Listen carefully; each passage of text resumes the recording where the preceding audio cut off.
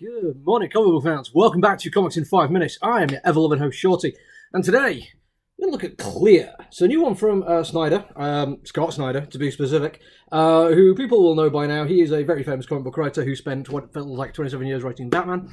But since then, he has moved on. And one thing he's moved on to is doing his own crap on Comixology, which I think is a really good idea. He gets to do creator and stuff. He gets to tell the stories he wants with the characters he created. Everything belongs to him and his other creators that he works with. And he also makes his money through Comixology, which means he can put out comic books through whichever company wants to do it, and a lot of them do. Scott Snyder's huge, and he can do really good value for money. This comic book is $5 or £4.40 if you live in England, or at least if you buy it from me. And it is absolutely chock full. There's not a single ad in there. It is nothing but artwork, and it's glorious artwork at that. I'm going to talk about a few things that the art does fantastically here. In fact, I'm going to talk about that artwork more than anything else because it is sublime. First off, the colouring. I had to double check to make sure it was Francis Manapal who did the colouring as well as the line work, and he absolutely did, and he does such an amazing job of it. I am blown away. There's one particular panel where it's two people in an office, very noir lit from the outside of the neon glow of streetlights opposite coming through slatted blinds. Honestly, it's so warm and luscious and vibrant. It feels like you can feel the heat coming from the page. There's not just that.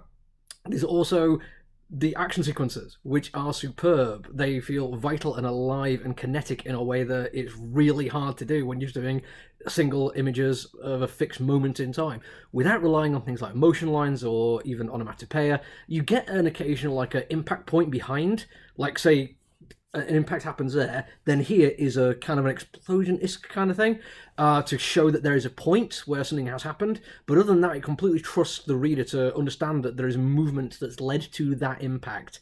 And it does it with style and aplomb. Manapul's line work is second to none. Genuinely love it. Throw in also how he really plays with the idea of the world, because there is something that happens in this comic book world which I really like. I've been writing a little bit of cyberpunk fiction at the moment, and one of the things I'm playing around with is augmented reality. This goes to a whole other degree. In this world, the transhumanism of cyberpunk is the fact that everyone is part of one massive neural network, and we experience the world in a way that we choose with certain limitations. They're called veils, and you can basically pick what you want to see the world as. You can go for full-on noir, not even neo, and have 1920s shades of grey. You can go for cartoons, you can go for Vikings, you can go for cowboys, you can go for whatever you want.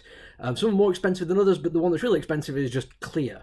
The idea that you see the world actually as it is, because the corporations don't want to see the world as it is. The world is terrible.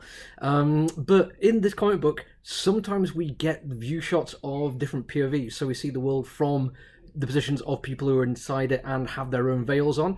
In one particularly memorable instance, as various veils are dropping and lifting from one character, there is one moment of action in the car chase sequence where various points amongst it are broken through with the veil that we're seeing, and honestly, it's superb. The master of the craft that you need to be able to do this convincingly, to make it feel realistic, like it is unusual, it gives a sense of vertigo and unreality, and also looks fantastic and shiny and beautiful and rich and kinetic. All of these things came together in one, in my mind, almost perfect comic book page, and I cannot stress enough that I love the book for that. And I don't say that alone, but if that's all it was, I think I would still love this book.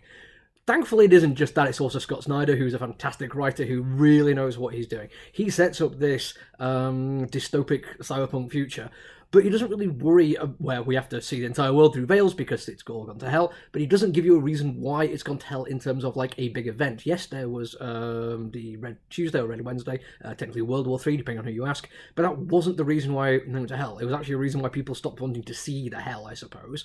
But he actually really nails it down quite nicely, the fact that there was never this one big event. There was just things that kept going wrong in little ways every day in every way, and people get used to it. People learn to acclimatize and move on with their day and grab the next thing that makes life slightly shinier so they don't have to look at the bad thing. And yes, that's a huge part of the cyberpunk aesthetic. It's the neon glow, which kind of puts things in shadow. This is just eradicating it, and also giving you a really nice Corporation Bad kind of vibe as well. So yay, all the things I like about cyberpunk in it, absolutely.